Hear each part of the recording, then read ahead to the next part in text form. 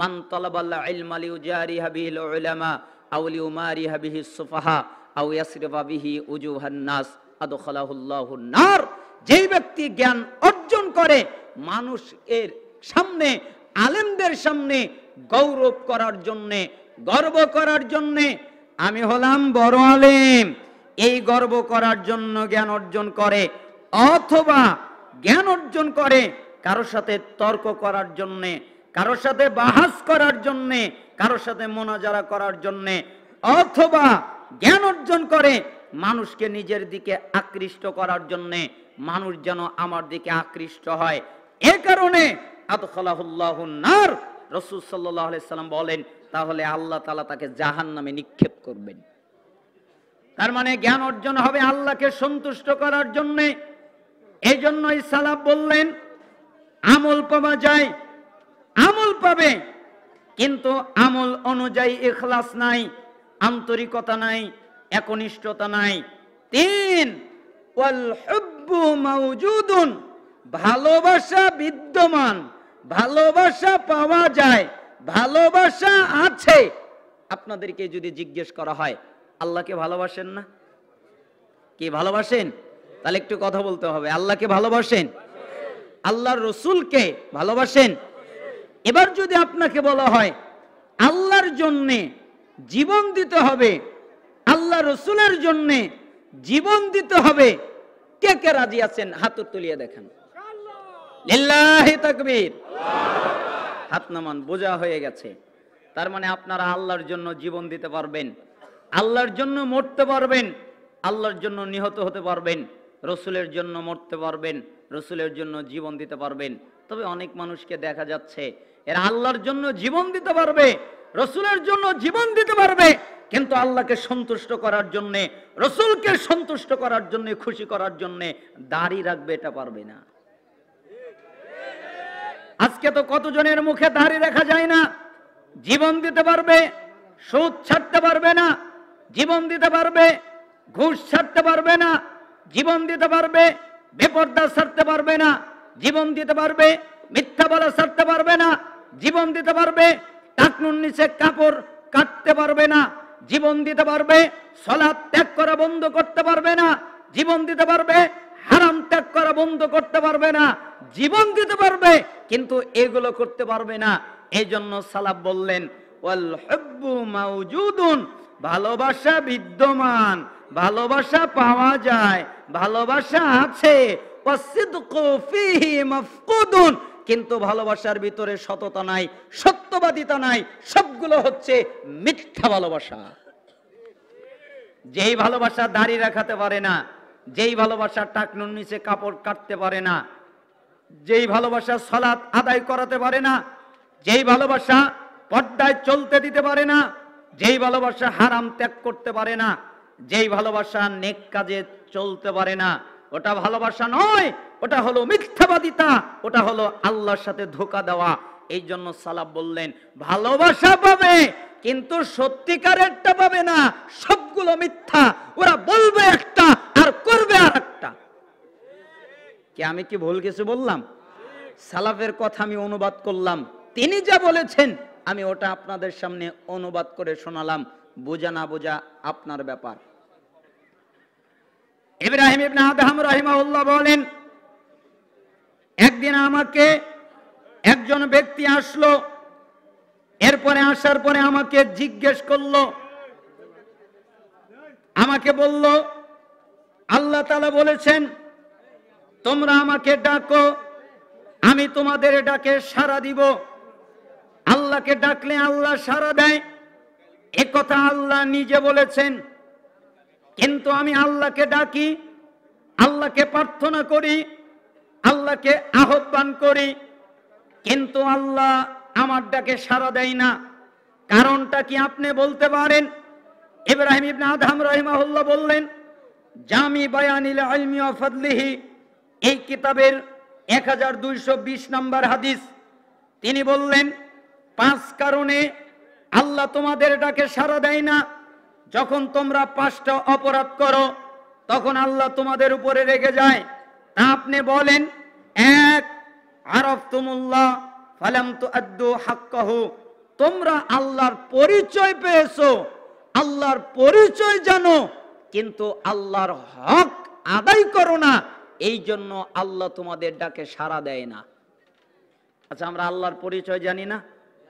আল্লাহর হাত আছে, আল্লাহর পা আছে, আল্লাহর অস্তিত্ব আছে, আল্লাহ কি কথা বলেন, আল্লাহ কি দেখেন? তার মানে যে আপনার আল্লাহর পরিচয় জানেন। এক শ্রেণীর মানুষ তো বলেই ফেলে যে আল্লাহ হলো নিরাকার, মানে আল্লাহর কোনো অস্তিত্ব নাই, আকার নাই, আল্লাহ হলো নিরাকার। তো তাদেরকে বলা হয় আল্লাহ যদি নিরাকার হয় তাহলে জান্নাতে গিয়ে পূর্ণিমার চাঁদ দেখলে যেরকম কষ্ট হয় না, জান্নাতে গিয়ে সবচেয়ে বড় নিয়ামত আল্লাহকে দেখা। তো আল্লাহ যদি নিরাকার হয় তাহলে দেখবেটা কি? আবার তারাই কিন্তু বলে আল্লাহ নিরাকার।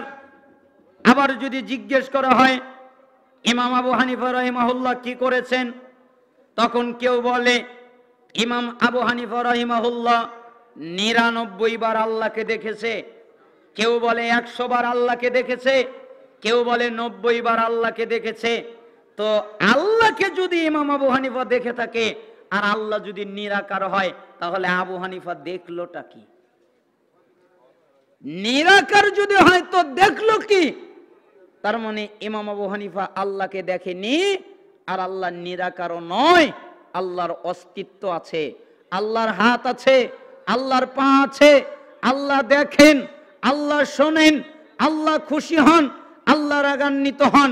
কিন্তু আপনি যদি বলেন কেমন, তখন আমরা বলবো আল্লাহর যেমন দরকার তিনি তেমন, আল্লাহর যেমন হাতের প্রয়োজন তার তেমন হাত, আল্লাহর যেমন পায়ের প্রয়োজন তার তেমন পা, আল্লাহর যেমন শোনা প্রয়োজন তেমনি তিনি শোনেন, আল্লাহ যেমন দেখা প্রয়োজন তেমনি তিনি দেখেন। আল্লাহ দেখেন বলতে আমাদের চোখের মতো নয়, আলাদা, আল্লাহর জন্য যেমন মানানসই তিনি তেমন, তবে আল্লাহর অস্তিত্ব আছে। এই জন্য সালাফ বলছেন তোমরা আল্লাহর পরিচয় জানো কিন্তু আল্লাহর হক আদায় করো না।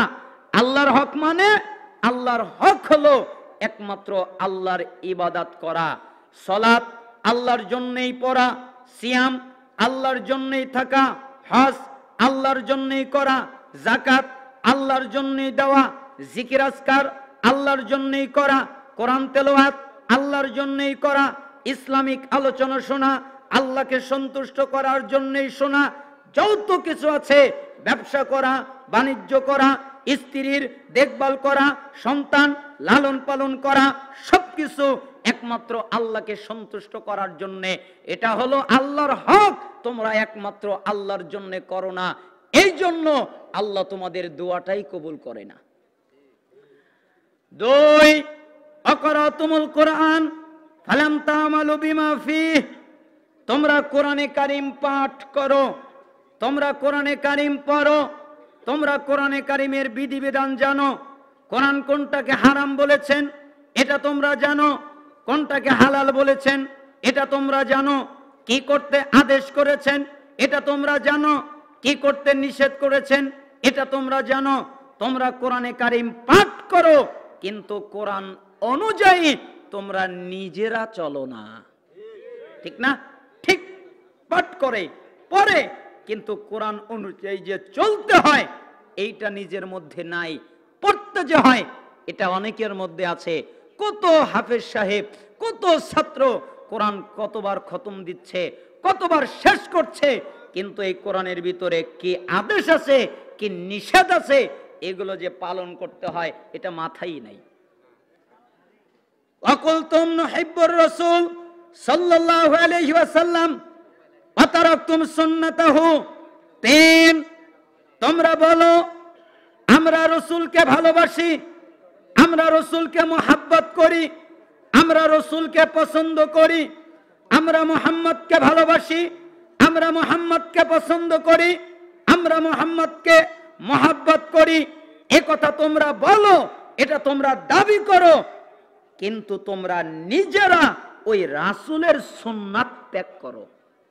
দাবি করো যে রাসূলকে মানি, এটা তোমাদের মৌখিক স্বীকৃতি, রাসূলের আনুগত্য করি, রাসূলের সুন্নাত মানি, রাসূলের হাদিস মানি, এই কথা তোমরা নিজেরা বলো, কিন্তু রসুলের সুন্নাত ত্যাগ করার ক্ষেত্রে তোমরা নিজেরাই আগে থাকো। তার মানে বলে এক আর করে আর এক, এই কারণে তোমাদের দোয়া কবুল হয় না। 4 ওয়াকুলতুম নালানু ইবলিস ওয়া তা'তুমুহু, তোমরা বলো ইবলিস ভালো নয়, ইবলিস খারাপ, ইবলিস মন্দ, ইবলিস জঘন্য, এই কথা তোমরাই বলো। আচ্ছা আপনারা কি মনে করেন ইবলিস ভালো না খারাপ? তার ডাবল দিব, এটাকে জোড়া করলে যা হয় তার ডাবল দিব। আরে যাও এক বাক্যে বলে দেই 10 দুনিয়ার সমান একটা জান্নাত আমি বান্দা তোমাকে এমনিতেই দেব। এই জন্য সালাফরা বলতেন যে সবচেয়ে ছোট জান্নাত, সবচেয়ে ক্ষুদ্র জান্নাত, সবচেয়ে ছোট জান্নাত হলো 10 দুনিয়ার সমান। এটা হলো ছোট জান্নাত, আর যেটা বড় জান্নাত তার হিসাব আলাদা। 10 দুনিয়ার সমান জান্নাত এর অর্থ হলো ছোট জান্নাত। এই হাদিস দ্বারা সালাফরা এটাই বুঝেছেন, সাহাবীরা এটাই বুঝেছেন। এই জন্য এই হাদিস পড়ার পরে বলার পরে মুসা আলাইহিস সালাম অবাক হয়ে গেলেন। বলে কি, এই লোকের জান্নাত যদি এটা হয় তাহলে যারা আল্লাহর নেককার বান্দা, আল্লাহর পরহেজগার বান্দা, তাদের জন্য তাহলে কোন জান্নাত? আল্লাহ তাআলাকে মুসা আলাইহিস সালাম বললেন, আল্লাহ জি, আচ্ছা আপনার এই বান্দাদের জন্য যদি এই জান্নাত হয় তাহলে আপনার নেককার পরহেজগার তাদের জন্য কোন জান্নাত, মুত্তাকিদের জন্য কোন জান্নাত? আল্লাহ তাআলা বলছেন, শোনো, আমার পরহেজগার মুত্তাকি বান্দাদের জন্য আমি যেই জান্নাত তৈরি করে রেখেছি ওই জান্নাতের বৃক্ষ আমি আল্লাহ নিজের হাত দিয়ে লাগিয়েছি। কোনো চোখ দেখে নাই, কোনো হাত স্পর্শ করে নাই, আমি এমন জান্নাত তাদের জন্য তৈরি করে রেখেছি। তার মানে আমি আপনাকে বোঝাতে চাইলাম আল্লাহ কত দয়ালু, আল্লাহ কত মায়ালু, আল্লাহ কত রহমতওয়ালা। ওই আল্লাহ বলছেন রাসূলকে মানো, রাসূল যা বলে তা গ্রহণ করো, রাসূল যা নিষেধ করেন তা ত্যাগ করো। তা যদি না করো তাহলে আমি আল্লাহকে ভয় করো। ইন্নাল্লাহা শাদীদুল ইকাব, নিশ্চয় আল্লাহ আমি শাস্তি দাতা, আমি কঠিন শাস্তি দিব যদি রাসূলকে না মানো, রাসূলের আনুগত্য না করো।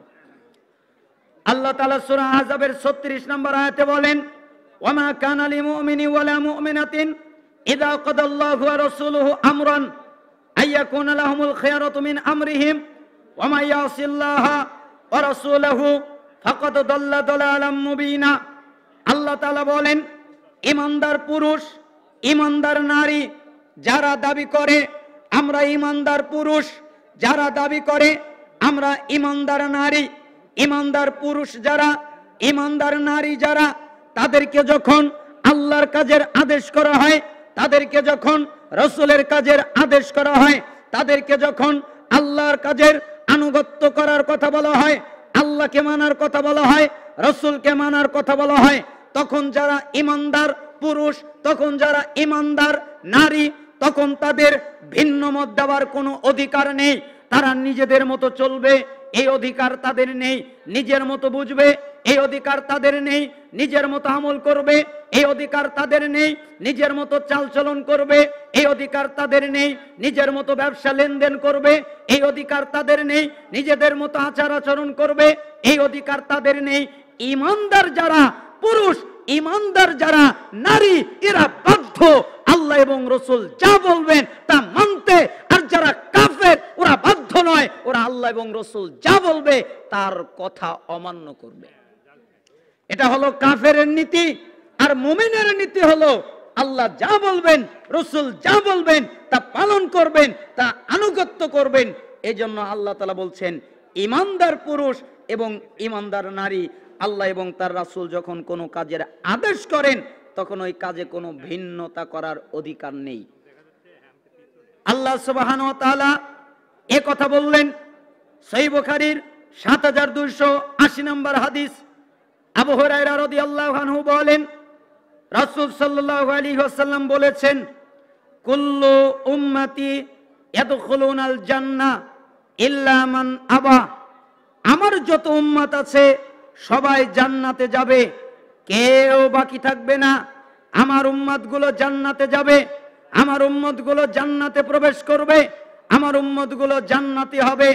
তখন সাহাবায়ে কেরামকে বললেন, যারা আবা করে এরা শুধু জান্নাতে যাবে না, যারা আমাকে অস্বীকার করে এরা শুধু জান্নাতে যাবে না, যারা জান্নাতকে অস্বীকার করে এরা শুধু জান্নাতে যাবে না। সাহাবীরা বললেন, কিলা ইয়া রাসূলুল্লাহ ওয়া মান ইয়াবা, হে আল্লাহর নবী আপনাকে আবার অস্বীকার করলো কে? আবা শব্দের কয়েকটা অর্থ হয়। এক, যে বলে আমি আল্লাহকে মানি না সে আবা করে। দুই, যে বলে আমি রাসূলকে মানি না সে আবা করে।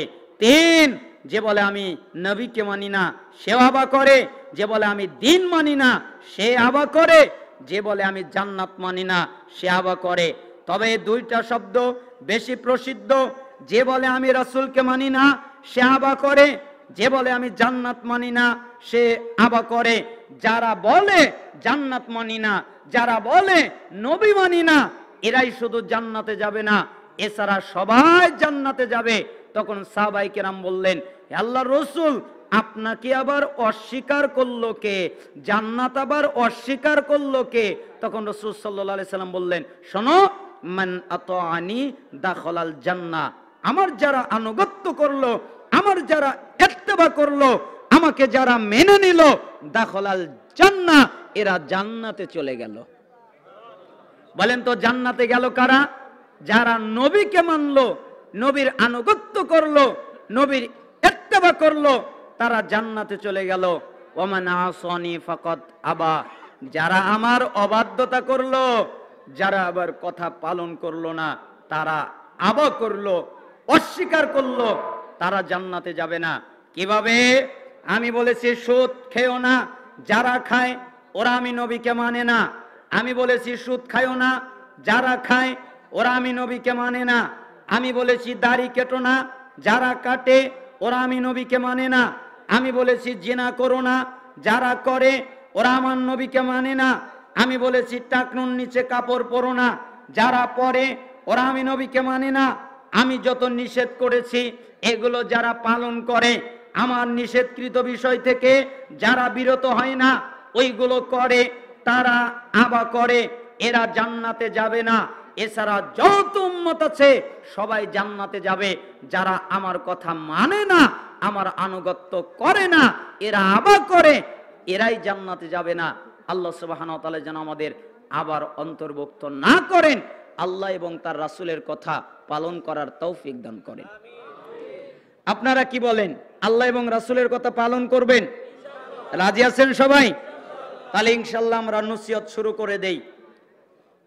আবু হুরায়রা রাদিয়াল্লাহু আনহু তিনি বলেন, রাসূল সাল্লাল্লাহু আলাইহি ওয়াসাল্লাম বলেছেন, লা ইউনাজ্জিয়া আহাদাম মিনকুম আমালুহু, তোমরা শুনে রাখো তোমাদের কারো আমল, ভালো করে বুঝবেন, আমি বলি একটা আর মিডিয়া বানায় আরেকটা, বলি একটা কাট করে আরেকটা। মিডিয়ার ভাইয়েরা ভালো করে শুনবেন, শ্রোতা মণ্ডলী ভালো করে শুনবেন।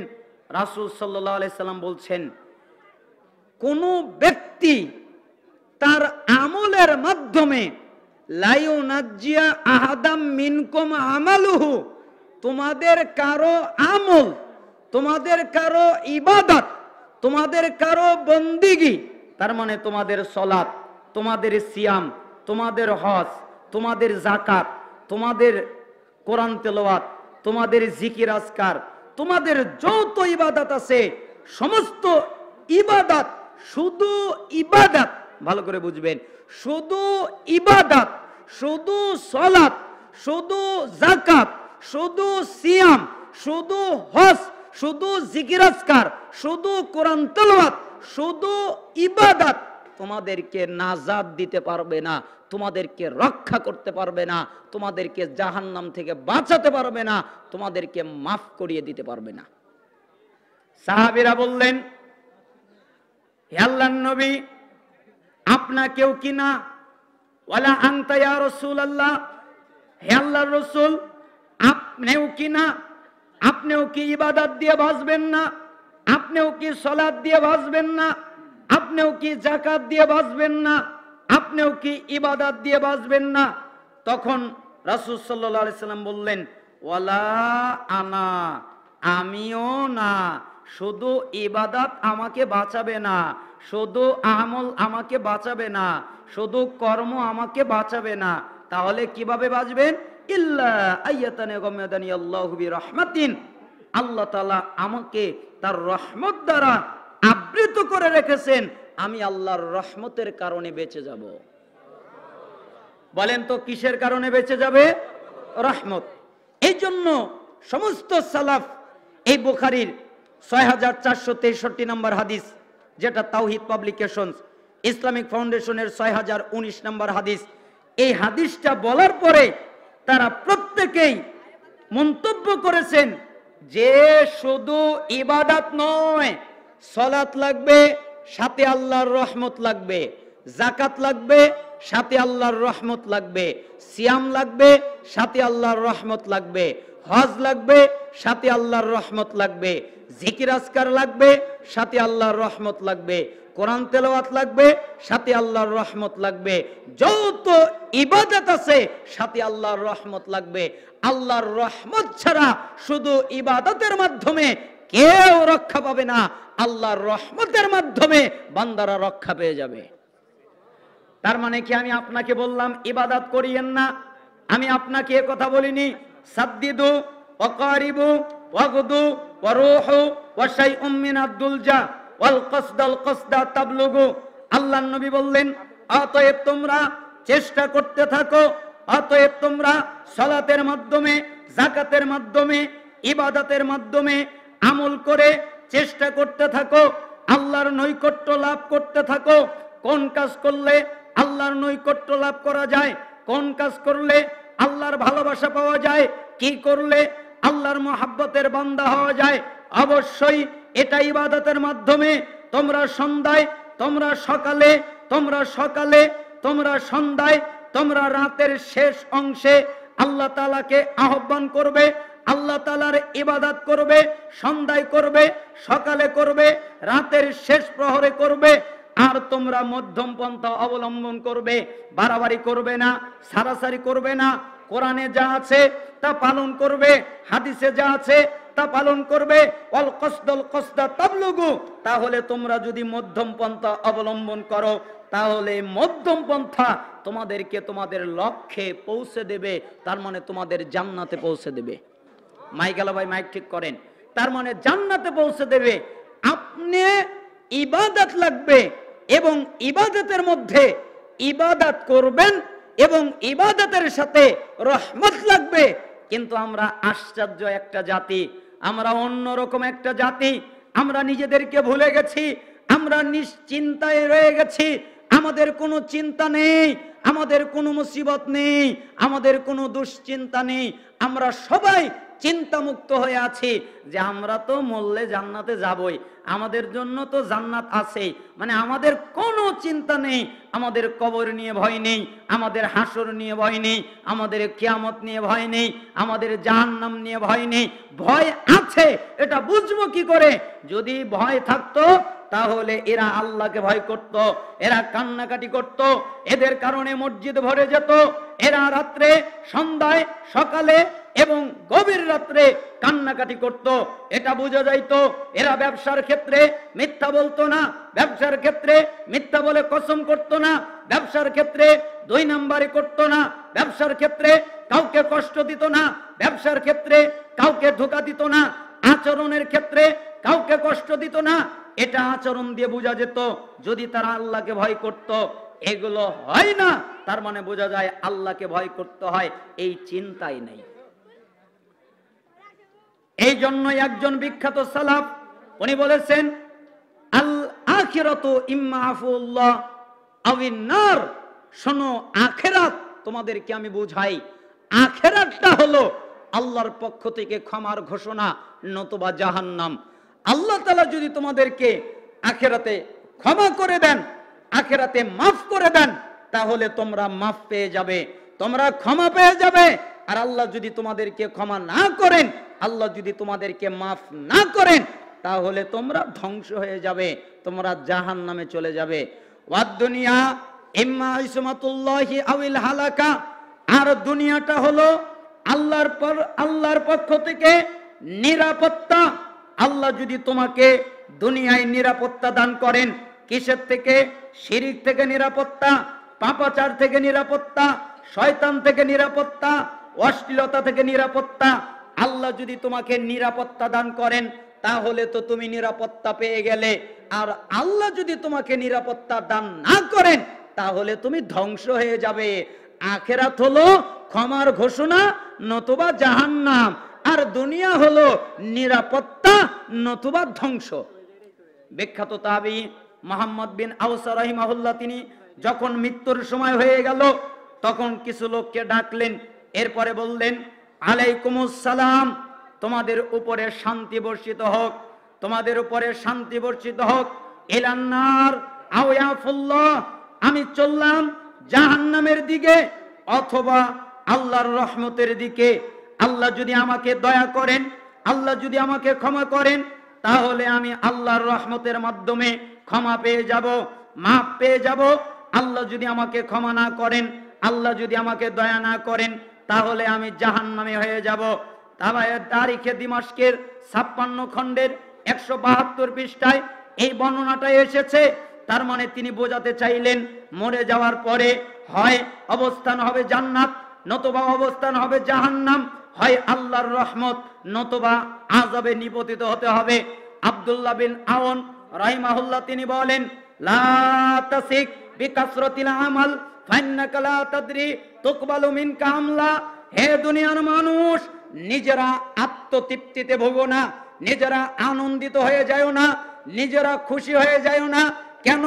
আমি তো সালাত পড়ি, আমি তো যাকাত দেই, আমি তো সিয়াম করি, আমি তো হজ করি, আমি তো জিকির আজকার করি, আমি তো কোরআন তেলাওয়াত করি, আমি তো কত ভালো ভালো কাজ করি। এই কথা ভেবে একদম নিশ্চিন্তিত হয়ে যাও না, একবার আত্মতৃপ্তিতে ভোগো না, একেবারে আনন্দিত হও না। কারণ তুমি জানো না তুমি যে ইবাদত করেছো, তুমি যে সালাত পড়েছো, তুমি যে যাকাত দিয়েছো, তুমি যে সিয়াম থেকেছো, তুমি যে হজ করেছো, এটা কবুল হয়েছে না হয় নাই এটা তোমাদের জানা নাই। আপনারা কি মনে করেন আজকে যে ইশারের সালাত যে পড়লেন, কে বলতে পারবেন আমার ইশারের সালাত কবুল হয়েছে?